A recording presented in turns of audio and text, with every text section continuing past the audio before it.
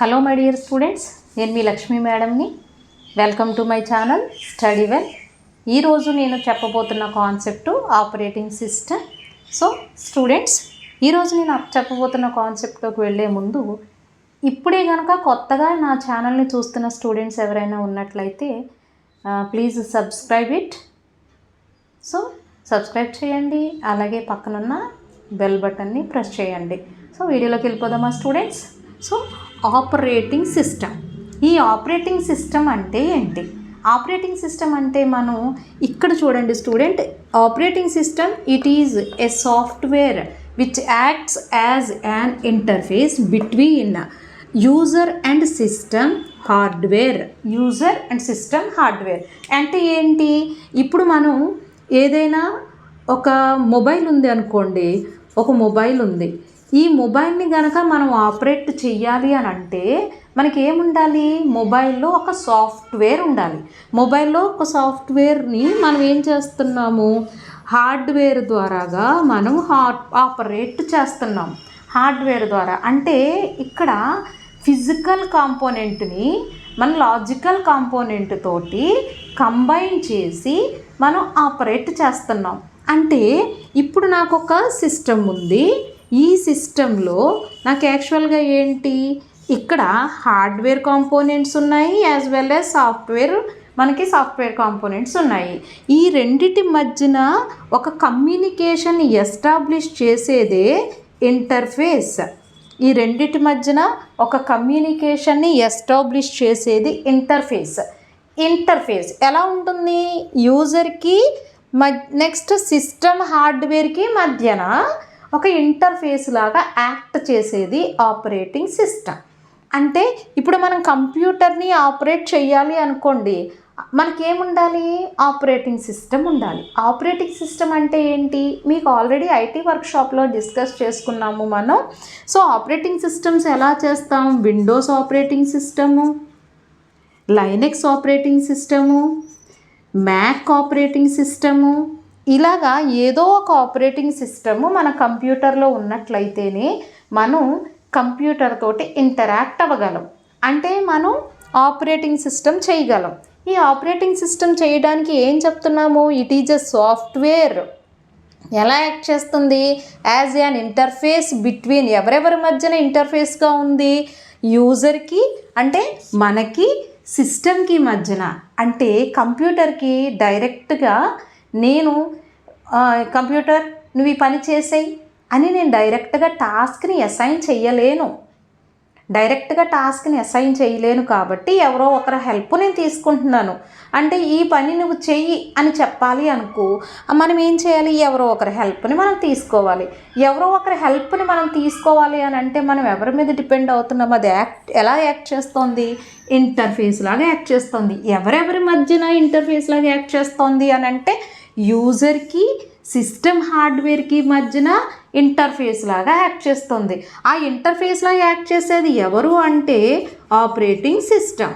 ఎవరు అంటే ఇక్కడ మనకి రెండింటి మధ్యన యాక్ట్ చేసేది ఎవరు? Operating system. అంటే నేను ఎగ్జాంపుల్గా మొబైల్నే చెప్తున్నాను. మొబైల్లో మనం ఒక నెంబర్ని డయల్ చేసి రింగ్ చేయాలి అనుకోండి. అంటే మనం ఏం చేస్తున్నాం? మనం డయల్ చేస్తున్నాము, అది రింగ్ కనెక్ట్ అవుతుంది. ఎవరి ద్వారాగా కనెక్ట్ చేస్తుంది అంటే ఇంటర్ఫేస్ కనెక్ట్ చేస్తుంది. ఎవరెవరికి మధ్యన? నేను డయల్ చేస్తున్న నెంబర్ నుంచి మన మొబైల్లో ఉన్న నెంబర్ తోటి మనకి కాల్ అనేది కనెక్ట్ చేస్తుంది. అంటే ఫిజికల్ కాంపోనెంట్స్ తోటి లాజికల్ కాంపోనెంట్ని ఎస్టాబ్లిష్ చేస్తున్నది. కాబట్టి దాన్ని మనం ఏమంటున్నామంటే ఆపరేటింగ్ సిస్టమ్ అంటున్నాం. ఈ ఆపరేటింగ్ సిస్టమ్ని ఆపరేట్ చెయ్యాలి అని అంటే మనకి ఏం కావాలి అంటే various types of operating systems కావాలి. ఏదో ఒక ఆపరేటింగ్ సిస్టమ్, నువ్వు విండోస్ వేసుకుంటావా, విండోస్ 7 వేసుకుంటావా, 10 వేసుకుంటావా, విండోస్ ఆపరేటింగ్ సిస్టమ్ వేసుకుంటావా, లైనెక్స్ ఆపరేటింగ్ సిస్టమ్ వేసుకుంటావా, మ్యాక్ ఆపరేటింగ్ సిస్టమ్ వేసుకుంటావా? ఏదో ఒక ఆపరేటింగ్ సిస్టమ్ తోటి మనం కంప్యూటర్ని మనం ఆపరేట్ చేయాలి. అంటే ఏదో ఒక దాన్ని మనం ఇన్స్టాల్ చేసుకోవాలి. సో స్టూడెంట్స్, ఆపరేటింగ్ సిస్టమ్ అంటే అర్థమైందా? యూజర్కి సిస్టమ్ హార్డ్వేర్కి మధ్యన ఒక కొరియర్ బాయ్లా ఉండేదే ఆపరేటింగ్ సిస్టమ్. ఇద్దరి మధ్యన ఒక మీడియేటర్గా వర్క్ చేసేవాళ్ళు ఎవరు అంటే ఆపరేటింగ్ సిస్టమ్. అలా వర్క్ చేయాలి అంటే వాళ్ళకి ఒక రైట్స్ ఉండాలి. ఆ రైట్స్ ఎవరంటే ఏదో ఒక సిస్టమ్ని నేను ఇక్కడ ఇన్స్టాల్ చేసుకుంటాను, దాని ద్వారా నాకు ఆపరేటింగ్ సిస్టమ్ అనేది జనరేట్ అవుతుంది. సో ఈ ఆపరేటింగ్ సిస్టమ్స్ అనేవి students important question, what is operating system, explain their types of operating system అని క్వశ్చన్ అడుగుతారు. It's a very important question. So ఇక్కడ ఏంటి అంటే what is operating system. So మీకు డెఫినేషన్ వచ్చేసింది. ఏంటది? Interface between user and system hardware. అంటే computer తోటి నేను ఇంటరాక్ట్ అవ్వాలంటే ఎవరి సపోర్ట్ కావాలి? ఆపరేటింగ్ సిస్టమ్ సపోర్ట్ కావాలి. ఆ ఆపరేటింగ్ సిస్టమ్ నేను ఇక్కడ ఎవరు అంటున్నాను? ఇంటర్ఫేస్ అంటున్నాను. ఇంటర్ఫేస్ ఎవరెవరి మధ్యన ఇంటర్ఫేస్ అవుతుంది? యూజర్కి హార్డ్వేర్కి మధ్యన ఇంటర్ఫేస్గా అవుతుంది. కాబట్టి అక్కడ ఏమంటున్నాం మనం? Operating system is a software. It is a software. So ఇదేం చేస్తుంది? యాక్ట్ చేస్తుంది. ఎలా యాక్ట్ చేస్తుంది? ఇంటర్ఫేస్గా యాక్ట్ చేస్తుంది. ఎవరెవరి మధ్యన యాక్ట్ చేస్తుంది? యూజర్కి సిస్టమ్ హార్డ్వేర్కి మధ్యన యాక్ట్ చేస్తుంది. సో ఇక్కడ నేను ఏం చేస్తున్నాను? ఇలా యాక్ట్ చేసే విధానాన్ని నేను ఆపరేటింగ్ సిస్టమ్ అంటున్నాను. సో ఈ ఆపరేటింగ్ సిస్టంలో నాకు ఎన్ని టైప్స్ ఆఫ్ ఆపరేటింగ్ సిస్టమ్స్ ఉన్నాయి? Have a multiple types of operating systems. ఏంటమ్మా అవి? ఫస్ట్ వన్ వచ్చేసి batch operating system, second one time sharing operating system, third one distributed operating system, fourth one network operating system, fifth one real time operating system, sixth one mobile operating system, and seventh one is the embedded operating system. So let me explain one by one what we are using of these operating system. So ఇవేంటమ్మా types of operating system. What is operating system అయిపోయింది. మళ్ళీ మనం ఏం మాట్లాడుకుంటున్నాం? Types of operating system. ఈ types of operating సిస్టమ్స్లో నేనేం చెప్పేది ఏంటి అంటే one by one I will explain batch operating system.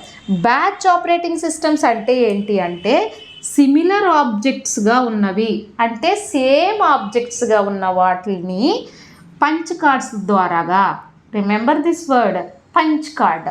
ఈ పంచ్ కార్డు ద్వారాగా మనం ఏం చేస్తామంటే ఆబ్జెక్ట్స్ని ఆపరేట్ చేస్తాం. అంటే ఫర్ ఎగ్జాంపుల్ ఇప్పుడు రాము, అదే ఇంకొక రాము, రాము, ఈ మూడు కూడా నాకు ఏంటంటే సిమిలర్గా ఉన్న కాన్సెప్ట్స్. లేదు, ఇక్కడ నేను ఏం చేస్తానంటే సి ప్రోగ్రామే చేస్తున్నాను. C program 1, C program 2, C program 3, అంటే సి ప్రోగ్రామ్ ఓరియంటెడ్గానే చేస్తున్నాను. అంటే సేమ్గా ఉన్న సిమిలర్ ఆబ్జెక్ట్స్ అన్నిటినీ ఇది ఏం చేస్తుందంటే బ్యాచ్ కింద క్రియేట్ చేసి పంచ్ కార్డు ద్వారాగా ఎగ్జిక్యూట్ చేస్తుంది అనమాట. బ్యాచ్ ఆపరేటింగ్ సిస్టమ్ అంటే ఏంటి మీరు గుర్తుపెట్టుకోవాల్సింది స్టూడెంట్స్? సిమిలర్ ఆబ్జెక్ట్స్, అంటే సేమ్ ఆబ్జెక్ట్స్ ఏమైతే ఉన్నాయో అవి పంచ్ కార్డు సిస్టమ్ ద్వారాగా ఆపరేటింగ్ చేస్తుంది. దాన్ని బ్యాచ్ ఆపరేటింగ్ సిస్టమ్ అంటాం. So next time sharing. Time sharing ఏంటి అంటే ఇక్కడ సింగిల్ టెర్మినల్, అంటే సింగిల్ టాస్క్ని మల్టిపుల్ యూజర్స్కి సేమ్ టైంలో షేర్ చేయటం. అంటే మనకి ఇక్కడ ఏం చేస్తున్నాం? సింగిల్ టెర్మినల్ అంటే సింగిల్ టాస్కే, ఒక టాస్క్ తొందరగా అయిపోవాలి నాకు. అలా అయిపోవాలన్నప్పుడు నేను ఏం చేస్తున్నాను? నెంబర్ ఆఫ్ యూజర్స్కి షేర్ చేసేస్తున్నాను ఎట్ ఏ టైం.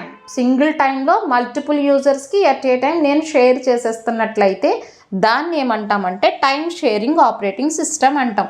సింగిల్ టెర్మినల్ని మల్టిపుల్ యూజర్స్కి షేర్ చేసినట్లయితే, సింగిల్ టెర్మినల్ మీన్స్ సింగిల్ టాస్క్ని మల్టిపుల్ యూజర్స్కి ఎట్ ఏ టైం షేర్ చేసినట్లయితే దాన్ని టైం షేరింగ్ ఆపరేటింగ్ సిస్టమ్ అంటాం. అలాగే distributed operating system. Everybody knows what is distribute అంటే వేరే వాళ్ళకి షేరింగ్లు చేయటం.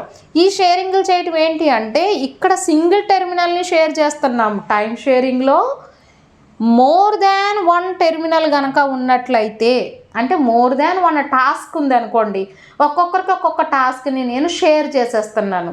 ఇక్కడ సింగిల్ టాస్క్ని అందరికీ షేర్ చేస్తున్నాను. ఇక్కడ నేను ఏం చేస్తున్నాను? మల్టిపుల్ టాస్క్ని, ఇక్కడ ఒక్క టాస్క్ మాత్రమే అందరికీ షేర్ చేస్తున్నాను. ఇక్కడ నాకేమున్నాయి? మల్టిపుల్ టాస్కులు ఉన్నాయి, మల్టిపుల్గా షేర్ చేసేస్తున్నారు. అంటే మోర్ దాన్ వన్ టాస్క్ ఉంది, దాన్ని మల్టిపుల్ యూజర్స్కి ఎట్ ఏ టైం షేర్ చేస్తున్నట్లయితే కనుక అది ఏమంటున్నామంటే distributed operating system. More than one system connected అంటే ఒక సిస్టమ్ కాదు, మోర్ దెన్ మల్టిపుల్ సిస్టమ్స్కి నేను కనెక్ట్ చేస్తున్నట్లయితే దాన్ని ఏమంటున్నాను, డిస్ట్రిబ్యూటెడ్ ఆపరేటింగ్ సిస్టమ్ అంటున్నాను. నెట్వర్క్ సిస్టమ్ ఇది ఏంటి అంటే ఎవరి మధ్యన యూజ్ చేస్తాం, క్లయింట్ సర్వర్ మోడల్. దీన్ని ఏమంటాము, క్లయింట్ అండ్ సర్వర్ మోడల్. ఇది నెట్వర్క్ సిస్టమ్ అంటే మల్టిపుల్గా యూజర్స్ని కనెక్ట్ చేసుకుంటూ ఉంటుంది. మనకి టోపాలజీస్ అని ఉంటాయి. అక్కడ ఏంటి అంటే ఇక్కడి నుంచి ఇక్కడికి, ఇక్కడి నుంచి ఇక్కడికి, ఇక్కడి నుంచి ఇక్కడికి మెస్ టోపాలజీ, బస్ టోపాలజీ, ఇలా టోపాలజీస్ ఉంటాయి కదా. నెట్వర్క్ అంటే ఒక సిస్టమ్ నుంచి అనదర్ సిస్టమ్కి షేరు, అనదర్ సిస్టమ్ నుంచి ఇంకొక సిస్టమ్కి షేరు, అట్లా మల్టిపుల్ సిస్టమ్స్ అన్నీ కలిపి కనెక్ట్ అయి ఉంటాయి. అంటే మోర్ దాన్ కనెక్టింగ్స్ అనమాట.